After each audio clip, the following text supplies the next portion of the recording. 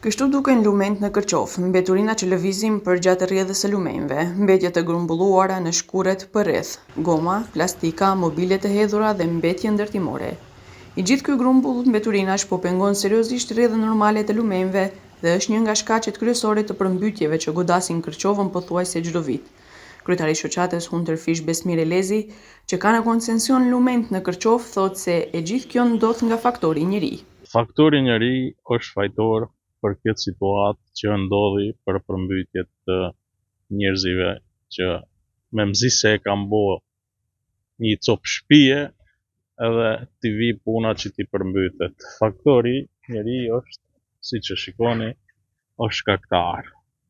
Bëj apel të të gjithë banorët e komunës së Kërqovës, mos gjuni mbeturina në shtratin e lumejve, se shkaku i ngushtimit të shtratit të lumejve, pasojat i pat dhe ju vetë dhe gjithë opinioni i Republikës Maqedonisë Veriut. Elezi tregon se dalja e shtratit të lumejve përveç në qytetin e Kërqovës ka pasur edhe në disa fshatra tjerë të vendit. Edhe lumi Treska që vjen prej fshatit Izvor, në fshatin Qollopek, Lisiçan atje u bo si liqen u bo, por që nuk bën i dëm me materiale, më kupton se është pjesa është fush.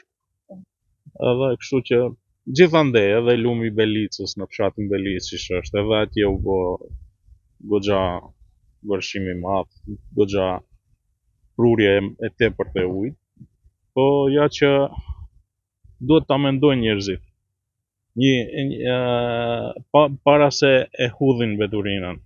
Kujtojmë se një javë më parë, pas daljes së lumit të Zajazit nga shtrati, u përmbyt lagja Prilepska në Kërqov dhe stadiumi i qytetit.